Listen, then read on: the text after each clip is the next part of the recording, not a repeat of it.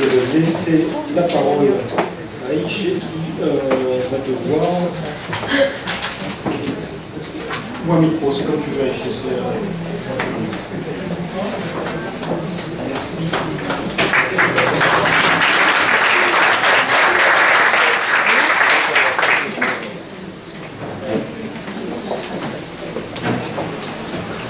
Bonjour à vous. Alors, je suis Aïché Jara, responsable d'innovation, et je suis ici pour vous présenter le dispositif des livres indisponibles. Alors, je ne sais pas si des personnes ont déjà entendu parler de ce dispositif. Je suis ici pour un peu clarifier et vous expliquer comment ça fonctionne, qu'est-ce que c'est, et surtout quel est votre intérêt. Alors déjà, effectivement, on va commencer. Qu'est-ce que le dispositif? Donc, le dispositif est issu d'une loi, la loi du 1er mars 2012. Qu'est-ce que dit cette loi? Cette loi dit qu'il y a des livres indisponibles du XXe siècle, donc des livres qui ont été publiés entre le 1er janvier 1901 et le 30 décembre 2000, qui sont encore sous droit et qui ne sont plus du tout exploités. C'est-à-dire que vous ne les trouvez plus nulle part. Ils sont indisponibles commercialement. On estime avec la BNF, parce qu'en fait ces livres-là ne sont plus commercialisés, mais par contre ils ont fait tous l'objet d'un dépôt légal à la BNF, et du coup la BNF a estimé qu'il y en avait 500 000 qui étaient susceptibles d'être numérisés. Dans ce dispositif, il y a des acteurs clés, donc comme je vous ai dit, la BNF. Le rôle de la BNF, c'est de dire, c'est plutôt un rôle bibliographique. Ils ont les livres à disposition, ils disent voilà, on a 500 000 œuvres, il y a les conservateurs qui vont essayer de décider, voir quelles sont les œuvres qui sont susceptibles d'intéresser justement vous, ce public de bibliothèque, pour voir si ça pourrait vous intéresser. Ensuite, il y a la SOFIA, qui va plutôt être dans le cadre légal, juridique, donc tout ce qui va concerner les licences d'exploitation numérique, une autorisation d'exploitation numérique. Et puis ensuite, il y a un troisième acteur qui s'appelle Phoenix, cette société Phoenix qui est issue du cercle de la librairie, qui va s'occuper plutôt de la partie technique de numérisation. Parce que, comme vous l'avez compris, ce dispositif des livres indisponibles, c'est de rendre accessibles les livres qui sont actuellement indisponibles. Les rendre accessibles numériquement, c'est-à-dire les numériser en masse.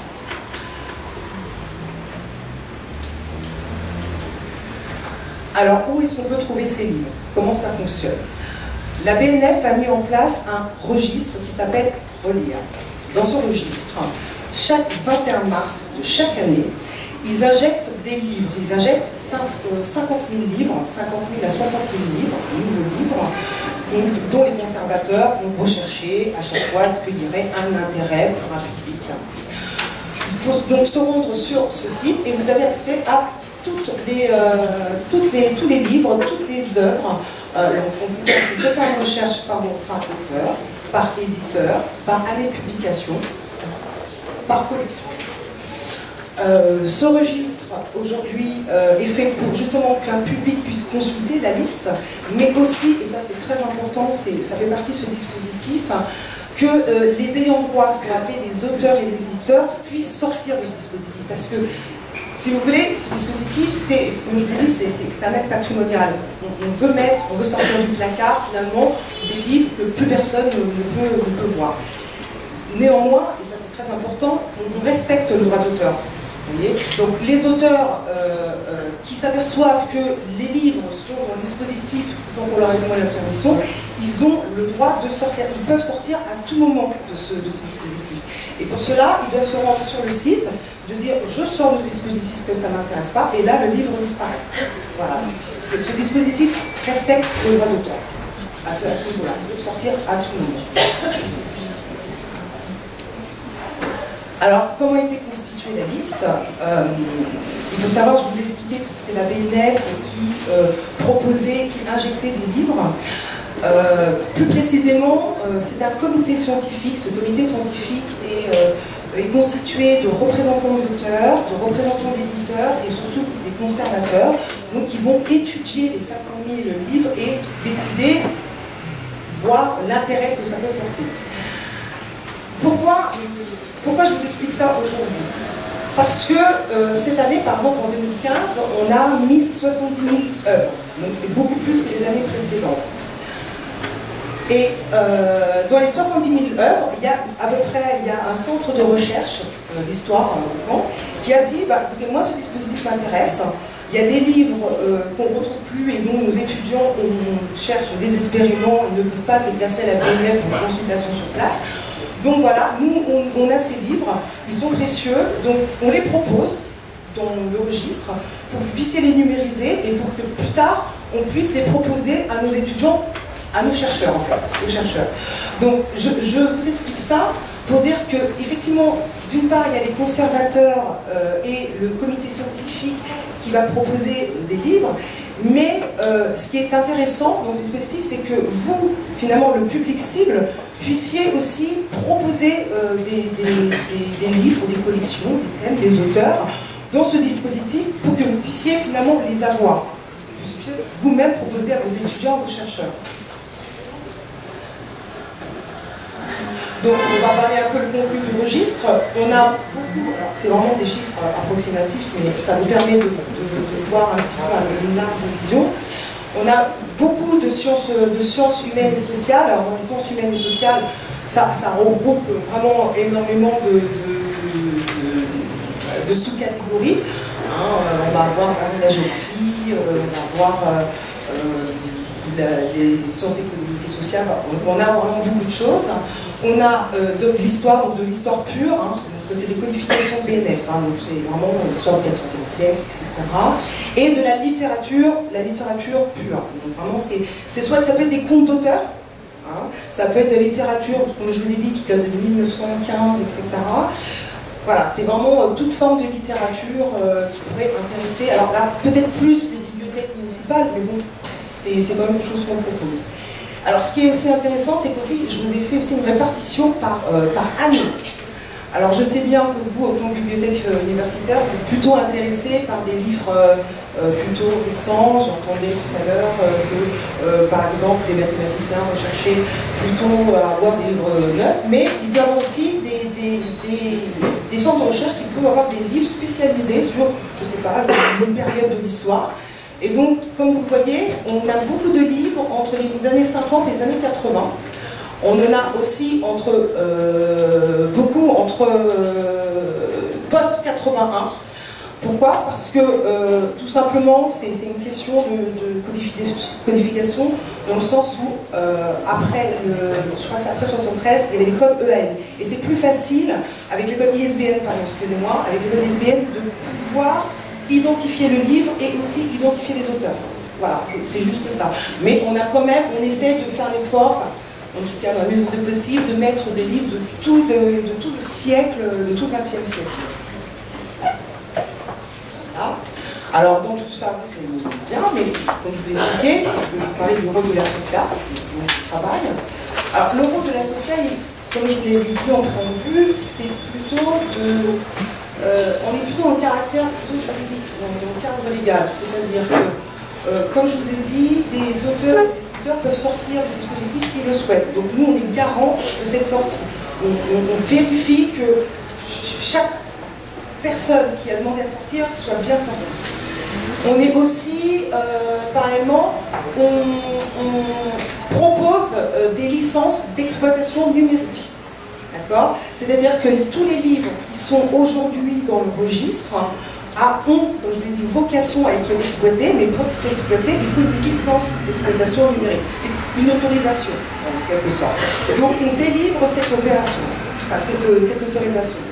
Et le troisième grand volet, c'est de percevoir et surtout rémunérer les ayants droit, qui est, je ne vous cache pas, le plus difficile, parce que retrouver tous les ayants droit du XXe siècle, de 1900 à 2000, ça va être un vrai chantier, mais c'est notre cœur de métier, c'est notre mission aujourd'hui. Alors, je vous ai parlé de licences, je vais aller très vite là-dessus, je vous ai parlé des licences d'exploitation. Il existe aujourd'hui deux types de licences que nous pouvons proposer. Il y a la licence d'exploitation, exclusive. Elle est destinée aux éditeurs d'origine. C'est-à-dire, aujourd'hui, un éditeur, ça fait 20 ans qui n'a pas exploité le livre, ses livres se retrouvent dans vos livres, dans le dispositif. On va le contacter, cet éditeur, en disant voilà, vos livres sont dans le registre, on vous propose une licence, vous pouvez la prendre ou ne pas la prendre, mais sachez que si vous ne la prenez pas, d'autres éditeurs pourront la prendre. Voilà. Comme je vous ai dit, le but c'est toujours l'exploitation de ces livres. Et ensuite, ils ont quand même un délai, ces éditeurs d'origine ont quand même 2 mois pour répondre, parce que c'est pas, sinon on s'en sort pas. Donc, la loi dit que ces éditeurs ont 2 mois pour répondre. Si au bout de 2 mois, ces éditeurs n'ont pas répondu, le livre sera accessible à toute personne qui le souhaite. Ça sera disponible à ces personnes-là. C'est-à-dire ces personnes, comme je disais, c'est la licence non exclusive, c'est-à-dire tout opérateur qui souhaite finalement exploiter ce livre, parce qu'il n'a pas été pris, pourra le faire. C'est ce que dit la loi. Alors, je vous parlais justement de ce que ça représente aujourd'hui, où on en est. Donc ça fait, j'ai oublié de vous expliquer, mais c'est vrai que ça fait 2 ans que ce dispositif a été mis en place, donc depuis 2013. Donc chaque année, je vous dis, il y a une nouvelle liste. Donc on est en 2015, on est sur la 3e liste. Mais je peux vous déjà vous donner des chiffres sur le registre. Donc en 2013, il y a eu 234 éditeurs qui ont souscrit une licence, donc qui représentaient à peu près 27 ou 28 000 livres. Et en 2014, il n'y a eu que 76 éditeurs qui ont souscrit une licence exclusive, c'est-à-dire ces éditeurs d'origine. Alors vous allez me dire, il y a un grand écart, comment ça se fait?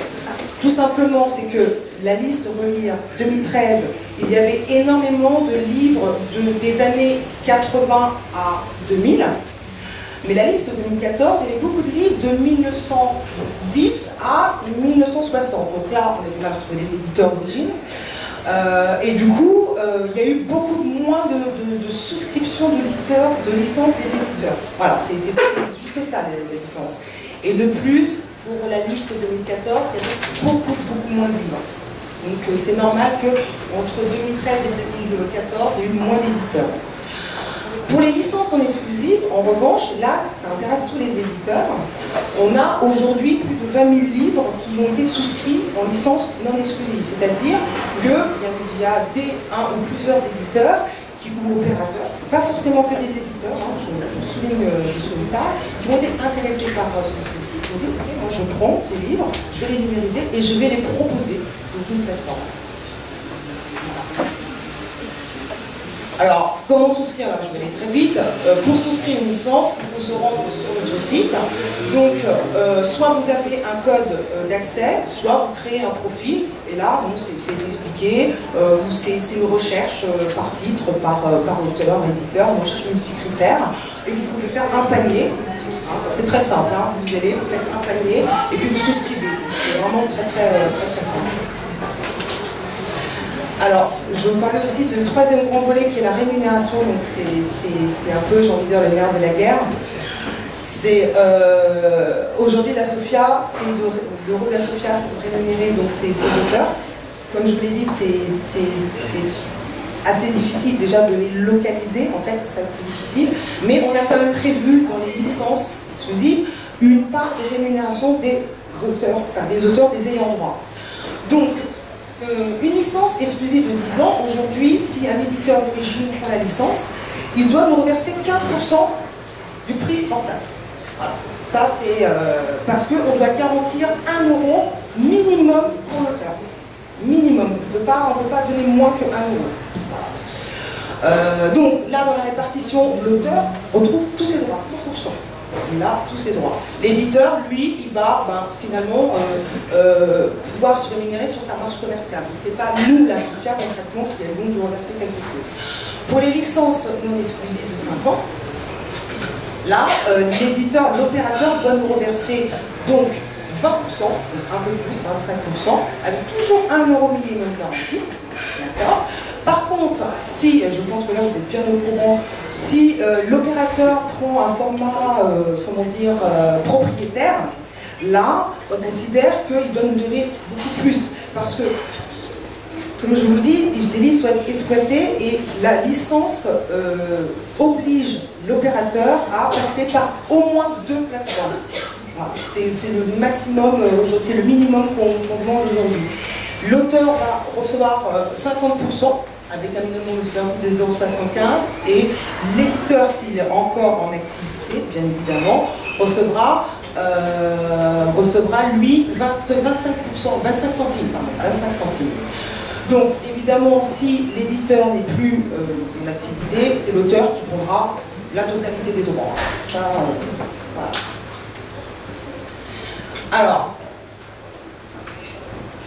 on arrive à la question, c'est quoi l'intérêt pour les bibliothèques? Donc comme je vous l'ai dit un petit peu, c'est participer à un projet finalement de patrimonial de grande envergure, dans le sens où 500 000 œuvres qui sont oubliées. Alors, dedans, il y a de tout, vraiment de tout. J'ai pas tout vu, mais je sais qu'il y a vraiment de tout. Donc, c'est aussi participer à ce projet-là. C'est, comme là, on est en train de parler, c'est faciliter aussi, développer les nouvelles pratiques de lecture par le livre numérique. C'est-à-dire que ces livres-là, on ne les trouve plus en papier, mais j'ai entendu des intervenants dire s'il n'y a plus en papier, ils le prendront en numérique. Donc c'est aussi un moyen de pouvoir contenter ce fonds en livre français. Et puis c'est aussi faciliter l'accès aux collections, aux anciennes collections, c'est-à-dire des collections qui n'existent plus aujourd'hui et qui m'ont beaucoup intéressé à l'époque. Donc c'est aussi, je vous dis, je regarde, c'est une deuxième vie en fait. Donc vous pouvez vous profiter de cette deuxième vie pour finalement faire profiter à vos étudiants, pour vous-même, ou pour toute personne qui serait intéressée à revoir ces livres.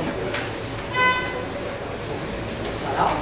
Donc, moi, j'en ai fini pour cette présentation, j'espère avoir été claire. Si vous avez des questions, n'hésitez pas. Je sais que c'est un peu compliqué, donc n'hésitez pas à poser vos questions.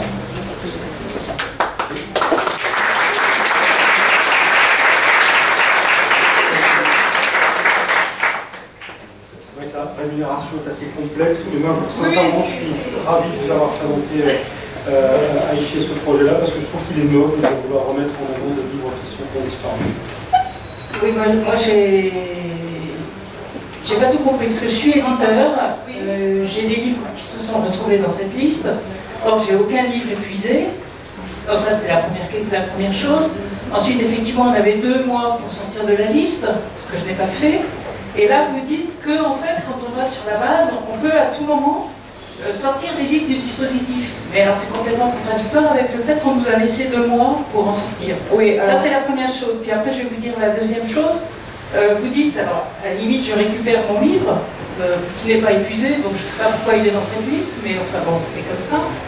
Et à ce moment-là, je dois vous reverser une partie, donc ça veut dire que si je récupère mon livre, si je continue à l'exploiter, ce que je continue à faire, j'ai pas à payer l'auteur, parce que c'est vous qui le payez. Ça me paraît un peu compliqué et un peu complexe. Oui, alors là, ce que vous avez dit, c'est symptomatique finalement, j'ai envie de dire, dans ce dispositif, c'est la communication. La communication n'a pas été, de mon propre aveu, n'a pas été très bonne. Du coup, les gens mélangent et c'est normal, il est assez complexe. Dans ce que vous venez me dire, il y a 2 choses très claires. Votre livre est dans le dispositif pour relire et il est disponible, il n'a rien à y faire. D'accord? Donc c'est ce qu'on appelle une erreur de registre. À ce titre-là, vous n'avez même pas à faire quoi que ce soit, juste à dire, à signaler, à dire ce livre est disponible, merci de le sortir. Il sera immédiatement sorti. D'accord? Comme je vous ai dit au préambule, ce sont des livres qui sont indisponibles commercialement. À partir du moment où il est disponible en version imprimée ou numérique, il sort de ce dispositif. Donc, effectivement, je comprends votre incompréhension pour ce dispositif. Maintenant, on va aller dans le sens où ce livre est indisponible. D'accord? Ce livre est indisponible, vous êtes éditeur d'origine. Ok? Nous, la SOFIA, on doit proposer une licence d'exploitation sur, effectivement, vos livres que vous n'avez plus exploités. D'accord? Et là, effectivement, vous avez 2 mois pour répondre. Si au bout de ces 2 mois, vous n'avez pas répondu, là, on propose ce livre, enfin vos livres, à d'autres éditeurs. C'est pour empêcher, pourquoi cela? C'est pour empêcher qu'un éditeur finalement s'approprie en disant ben, je sais pas, je vais voir si je prends, si je prends pas, et du coup le temps passe et le livre ne sera jamais exploité. Le but de cette démarche, c'est de rendre disponibles ces livres.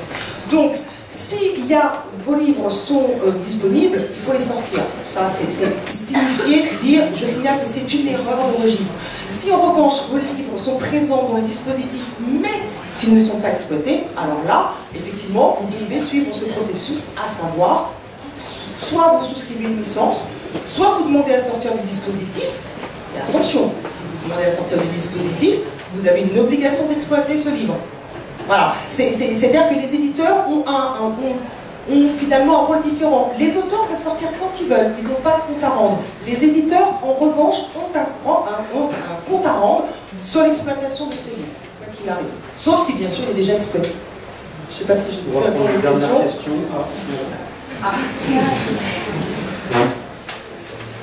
Bonjour. Bonjour. Moi aussi, je suis éditrice. En fait, la question elle porte simplement sur les délais de mise en production par la société Phoenix. On peut se demander pourquoi est-ce qu'elle a une sorte de communication très soutenue par la SOFIA, alors que j'aimerais en fait en savoir plus sur le statut économique de cette... Est-ce que je peux me permettre de dire les questions éditeurs? Vous irez voir la SOFIA après, parce que je ne dis pas que c'est inintéressant. Je dis que c'est juste aussi en termes de délai pour les bibliothèques de savoir quand est-ce que ce sera effectivement disponible. Je préfère les questions. Alors, je vais essayer de répondre très rapidement. Voilà. Alors, effectivement, c'est vrai que je vous ai parlé de 3 acteurs. Donc, le dernier acteur est Phoenix. Phoenix, c'est quoi son rôle? Quel est son rôle? C'est technique et commercial. Technique, c'est numériser les livres. Voilà.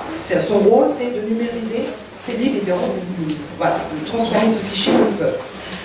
Ensuite, pour un éditeur qui a souscrit une licence, il y a 2 possibilités. Soit il a déjà le livre numérisé, et dans ce cas-là, la licence SOFIA lui suffit. Voilà. Soit il n'a pas le livre numérisé, et je pense que c'est dans 90% des cas, il sera obligé de passer par la société Phoenix pour pouvoir, entre guillemets, récupérer ses fichiers. Voilà, aujourd'hui, c'est comme ça que ça se passe, concrètement. Donc, après, la société Phoenix doit voir avec chaque maison d'édition, doit négocier, enfin, il fait signer un contrat, et c'est chaque maison d'édition qui doit mettre en place finalement l'exploitation commerciale de ses propres livres, parce que finalement vous avez encore les droits papier là-dessus, hein, vous avez encore les droits, vous avez une licence. Mais moi je suis un peu pas très à l'aise, on va dire, pour parler à la place de Phoenix. À ce niveau-là, tout ce que je peux vous dire, c'est qu'effectivement Phoenix est associé dans ce dispositif, ça c'est clair, qu'aujourd'hui son rôle c'est de la numérisation et qu'il doit vous proposer à chaque éditeur des propositions d'exploitation commerciale. Je dois m'arrêter là parce que je ne peux pas, malheureusement pas dire plus sur cette société.